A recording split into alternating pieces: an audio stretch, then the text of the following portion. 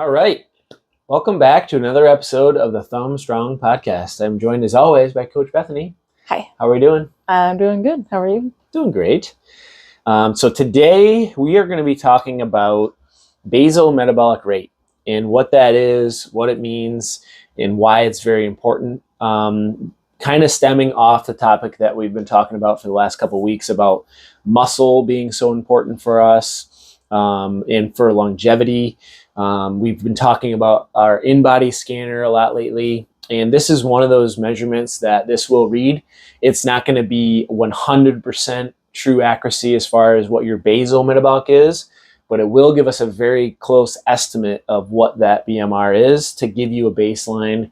What it is essentially your minimum amount of calorie intake for proper bodily function. So think of things like your breathing, your circulation, your brain function, your organ function, your cellular repair, just maintaining body temperature at rest. So basically, Bethany, like if you woke up and you went to the couch and turned on Netflix and you watched your favorite show all day long until you went back to bed, there'd be a certain amount of calories that your body would burn. That's your basal metabolic rate. It's even more basic than that because I'll be thinking and I'll be breathing and I will be potentially eating during that time. Yeah. So more like if you were in a coma and you were just laying there and literally had no cognitive processes going on, that's what it would be burning. So even just like thinking is going to burn more calories than what your BMR says. Yep.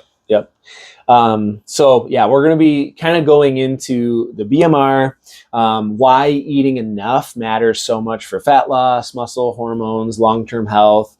We're going to talk a little bit about the importance of muscle mass for longevity within here because they are very closely related as far as you need to get that basal metabolic rate number in order to maintain that muscle mass. We're going to talk a little bit about the body scan, how we can help you guys establish your BMR, and then hopefully just kind of give you enough information to where you can start to make slight changes and stuff to fuel the body for energy, to make sure you're optimizing your energy and your bodily function, improve metabolism. That way you can achieve your goals easier and sustain those goals long term. So we already kind of defined what your BMR is. If you're laying in bed all day long, like Bethany said, doing absolutely nothing, this is the bare minimum amount of calories that you need to function properly. Now, there are a few things that will influence this. Obviously, our body size. So the bigger somebody is, typically the higher their BMR is going to be. The amount of muscle mass we have plays a huge role in this as well. So muscle does burn calories. So your basal metabolic rate is going to be higher the more muscle mass or just fat-free mass we have. Your gender does play a role, organ size, genetics, and then your age as well. So BMR, muscle, and longevity.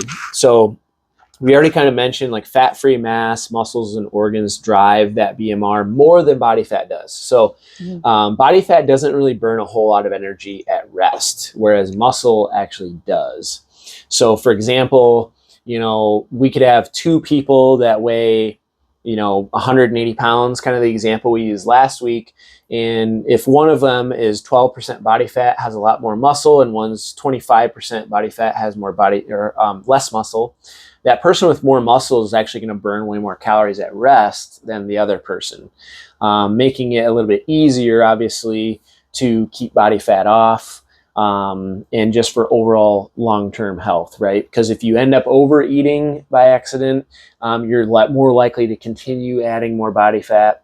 So when that BMR is higher, we can actually get away with eating more, which is great, right? Yes. So longevity angle, so keeping that muscle mass as we age is going to support a stronger resting metabolism. So after age 30, we talked about this last week as well, we're going to start losing about 3 to 8% of our muscle mass every decade unless we're doing something to combat that. Two things need to happen. We need to obviously strength train or resistance train, and then we need to make sure we're fueling our body with enough fuel to support that muscle maintenance or growth and getting enough protein in. So that's why it's so important to maintain that muscle, not just for function and being able to do your daily activities, but also to support that metabolism so that it doesn't go down too far as you age, making it harder and harder to keep body fat off or to lose weight. So, BMR as a baseline. So this, like we were saying, and you can go into this one as well, but basically people, we kind of are fixated on like, eat less and eat less and move more to lose weight. But oftentimes a lot of people are going way below that BMR. Whereas we want to kind of more or less treat that as our baseline bare minimum number to shoot for. We don't really want to go below that. So why would that be, Bethany? Yeah. And I'm going to go on a tangent with that too. Cool. But so since BMR is like the minimum energy that your body needs for just like general health, it doesn't include all the extra things that you're doing in a day. So, if you are working on losing body fat, like it can, if you go too extreme, cause, thyroid hormonal impacts, can also just decrease the amount of like movement that you're doing, like you're not really conscious about it, but like fidgeting or just like you're just sitting more, you're less standing less, different things like that. So, one thing to keep in mind with those is rather than treating it like an absolute floor, it's like don't go under it for very long. Yeah. Obviously, if you're doing like a fat loss phase and it is a little bit underneath of that, like you're going to be okay as long as your energy and everything's staying stable.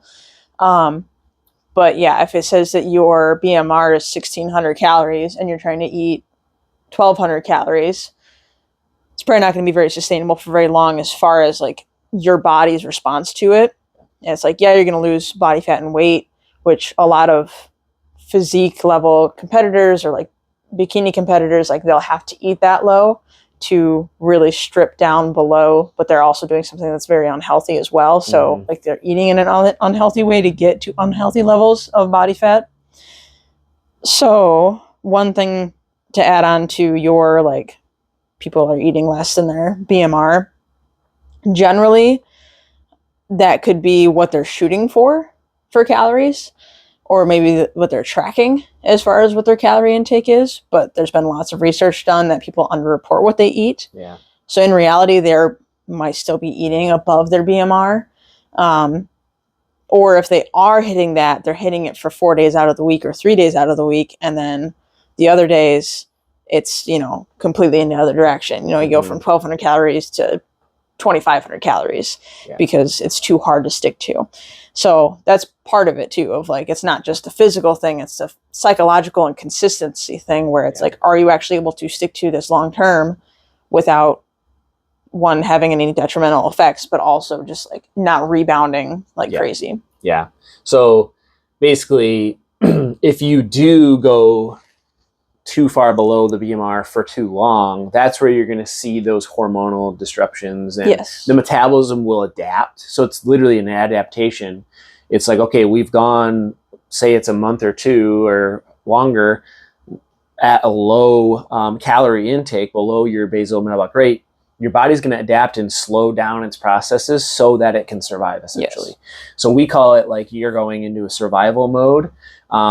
So the metabolism will kind of slow down just to make sure that you can function and live and operate on that lower calorie intake.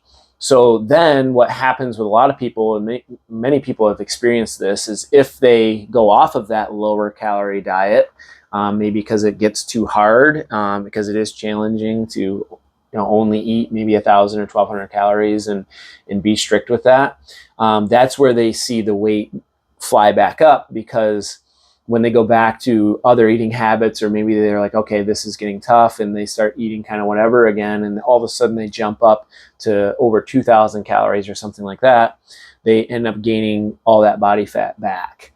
Sometimes more, because you're going to experience a little bit of muscle loss, that slower metabolism, hormonal disruption from that really low calorie amount for a too long of a period. Yeah. Now, like Bethany mentioned, like it's okay to do that if you're trying to get to a certain goal, like if you want to lose body fat, but it's important to come back up to maintenance And you want to do it in gradual phases. Like we don't want to just go from 1,000 to 2,000 or from 1,200 to 2,500.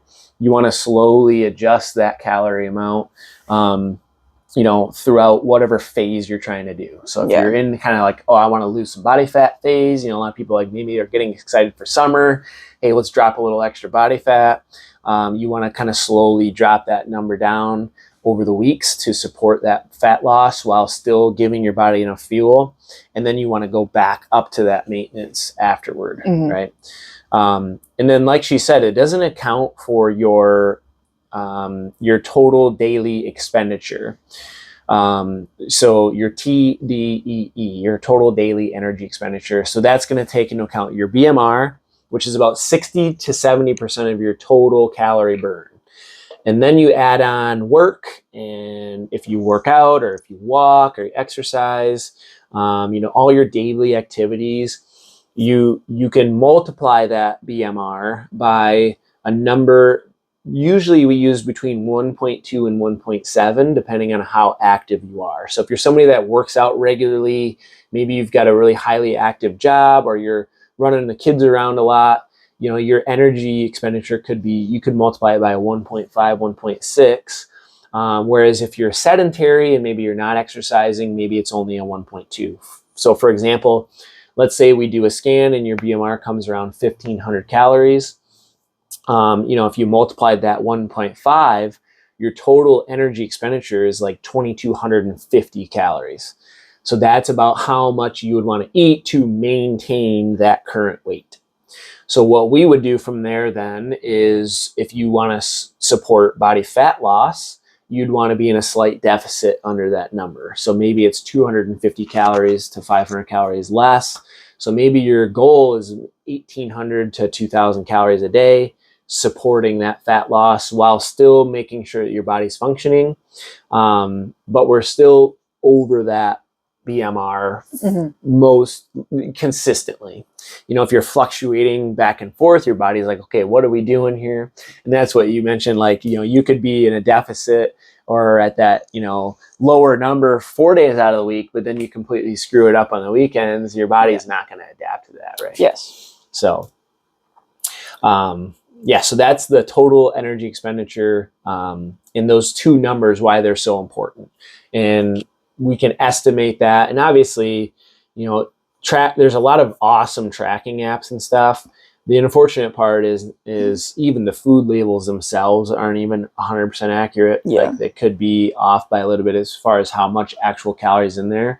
But if you just stay on the safe side, and if you're tracking and you have a good idea, and the cool thing is like we tell people, you don't have to track forever. If you just track everything that you eat for, even if it's for like a month, and you get a really good general idea of what you're eating, and then you can kind of learn, okay, this food with this serving has about this much calories, this meal's got about this much. Like you start to learn, and you can literally, like Bethany and I could probably eat all day and have a pretty general idea of how many calories we're getting and how much protein just based off seeing what we're eating. Yeah. So you do learn, as long as you're not completely switching up what you're eating every single day. Right. You're going to have a general nutrition that you're eating consistently each week with maybe some different substitutions. But after you learn those, you can get a really good idea of what you're getting in. So yeah, it helps to have like baseline meals when it comes down to that of like, okay, I make this. I have 3 options that I make for breakfast, and like I know how many calories each is and how many grams of protein that I get from each of them, because you keep the things the same. Even if you don't eat the same thing every day, if you rotate between the same 3 breakfasts, lunches, and dinners, and maybe like occasional snacks, then it's way easier to, not track, but still like know what you're doing. Yep. And then you can kind of get your baseline from there. Yep. So now we would kind of want to go into, okay, what does happen when you undereat for too long? So, when we regularly eat below that BMR, essentially, like I was mentioning earlier, that metabolism is going to adapt to that lower intake. So that resting metabolic rate will actually go down a little bit more. So for somebody that's dieting, for example, and I've talked to so many people that are like, oh yeah, I'm eating about 1,000 calories or something like that. since that metabolism's slowly coming down as you're doing that 1,000-calorie diet, the metabolism slows, and then it becomes harder to lose weight. So then what do we naturally do? It's like, okay, I need to eat even less and do even more cardio. But then that just leads to more and more problems that are going to happen. So that stress hormone is going to go way up, thyroid issues, we're going to lose more muscle mass when we're not fueling properly, because the less you eat, the more likely you're not getting enough protein in. Right. So that muscle mass goes down, which burns even less calories at rest.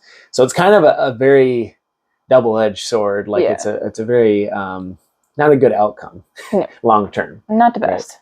So when you're chronically eating less than your BMR, your body's not necessarily in that fat burn mode. It's more in that survival mode, right?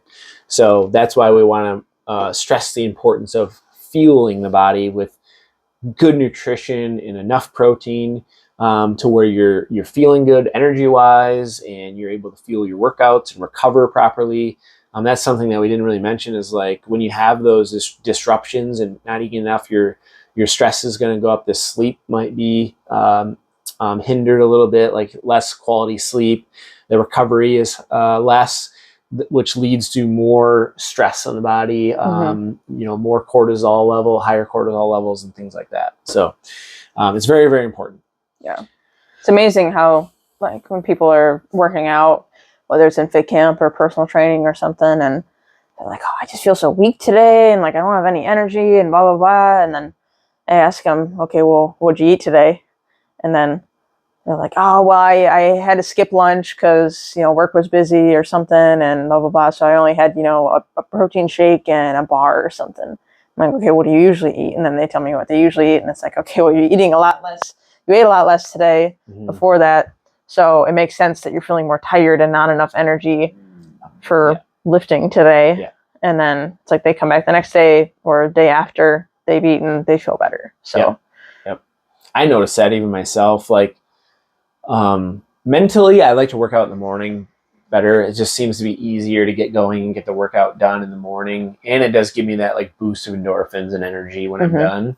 But I do notice if I do come in the afternoon to work out, like with Katie after work, for example, I feel stronger and I feel like I have a little bit more energy to put into the workout, probably just because I'm way more fueled by 4 p.m. than I am at 9 a.m. Right. I've got a lot more fuel in me. So you will notice, like, if you are fueled, you're going to have more energy to put out and feel stronger in the gym. Yes. So some common kind of symptoms that many people might feel if their food intake is too low is that chronic fatigue or the constant fatigue, low energy. They might feel cold, have brain fog, difficulty focusing, poor workout performance and slow recovery, trouble sleeping, restless sleep, irritability, anxiety, mood swings, digestive issues. Even for some women, it might lead to irregular or missing periods if you're in too low nutrition, too low calories for too long. So, like I said, that body's in that survival mode. So it's directing all of that limited energy to your vital organs for operation, for function, right? So it's pulling energy from things like bone building, muscle building, immune function even. So that stuff is going to be hindered. And that's why you will subconsciously, it's like, okay, I don't have the energy to do things. I don't want to work out. I don't want to move. I just want to sit at home, relax, whatever it is. Your motivation will even go down just because that mental and psychological, basically hindrance or disadvantage that you're in. So your body's not trying to make your life miserable. It's trying to protect you from lack of fuel, essentially. So, and why eating enough is actually better for you and helps you. So if you feel closer to your real needs, so like more of that mild deficit, you can have more consistent energy throughout the day to actually, do things like your workouts and work. So you're going to have better workouts, so you can have more intensity, better performance, which will also give you, better muscle retention or possibly even some muscle gain while you're doing that. You'll have better recovery between sessions. So like less soreness, better sleep too, with just having a little bit extra food throughout the day. Plus, you're able to get enough protein. If you have like a higher calorie budget, it's way easier to get more protein in. So you can help preserve and build your muscle like during the fat loss or maintenance phase. And then it also helps to support that higher resting metabolic rate, because there's another part of your total daily energy expenditure fueled by just eating food as the thermal effective food. So your body, it takes energy to break down and get the energy out of food.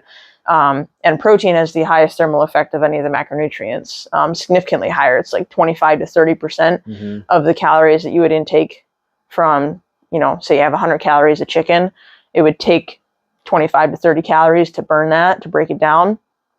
And then for carbs and fats, it's very minimal. It's like 1 to 5% or something like that. So how that impacts metabolism and fat loss is that you get more of the moderate sustainable deficits that you can stick to for, you know, weeks at a time. It allows flexibility for the weekends. So instead of being super strict during the week and then going off the rails on the weekends, you can kind of keep it more between the rails. And then that way on the weekends, if you do want to go out, you're not super limited. You, again, still can't go off the rails, but, you know, it's a little bit more of a buffer there. So it's easier to stick to. You have better hormone levels. And then in comparison with the severe restriction, yes, you do get faster short-term weight loss. However, you have a higher risk of the muscle loss, metabolic slowdown, even like bone density loss as we age, and then more likely to rebound that weight gain. And so you don't want to be a little engine. You don't want to be a little Honda Civic or a Toyota Prius. That's a good one. Yeah. You don't want to be a Toyota Prius. It's like super efficient. You want to be like the big monster diesels that burns a lot of energy. Because that means you also got more power. So it's kind of funny because we literally want to become like the opposite of what, you know, when I love the engine comparison. And obviously we want like the most efficient, fuel efficient vehicles for cars. Yes. But when it comes to our body, we actually want to be the opposite. We want to be like a high octane. We want to be burning fuel like a top fuel dragster. Because, and the great thing about that is you have such a, and we use like the allowance metaphor too. It's like you have such a higher allowance of food that you can eat without gaining body fat. When you improve that metabolism, increase your BMR, increase your total energy expenditure, you can actually eat more and get away with it. So that way, like when you do have nights out and things like that, you go out to dinner, you don't have to worry as much about the fluctuations in your weight because you've prepared for it and you've got that established baseline where your body is burning fuel efficiently, and then it makes it so much easier to sustain long term. Not just because you feel better and your metabolism's higher, but because you can actually, you know, like eat and enjoy life and go out and not feel so bad about it, right? So yeah, I love that analogy of like, you want to create a really powerful high octane engine, basically, not necessarily be a tiny engine that needs very little fuel to function, because then you're going to have those days where you do go out and eat a lot and it's going to set you back and affect you.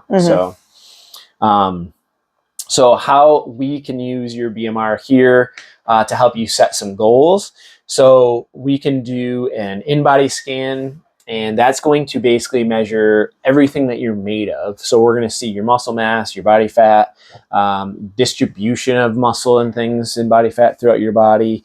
But we're also going to get an estimate of what that BMR could be.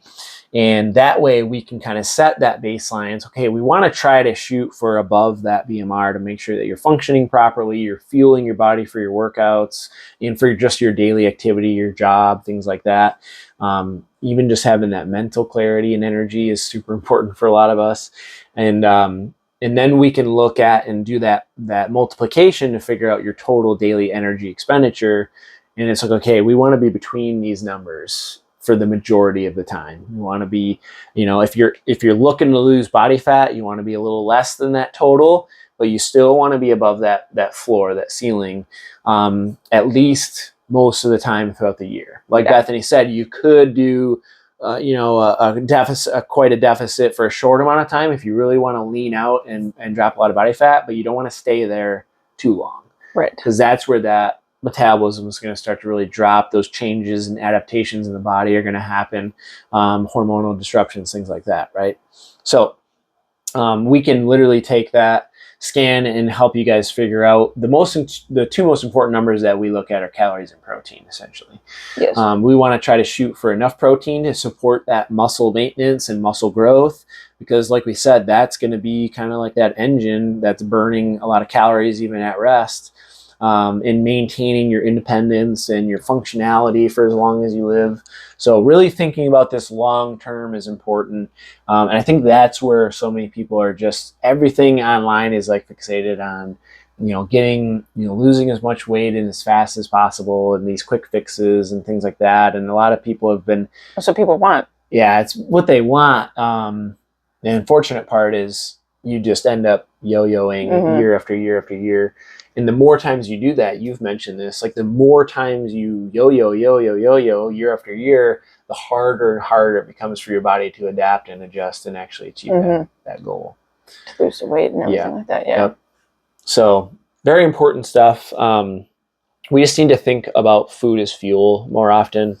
And something that we like to do with our clients isn't just obviously like the body weight. That's why we've got the scanner, so we can monitor that muscle mass and things like that. But we also like to ask our clients, like, hey, how are your energy levels? Like, how are your stress levels, your sleep quality? How's your training feeling lately? Like, your performance, how's your recovery? Are you feeling sore all the time?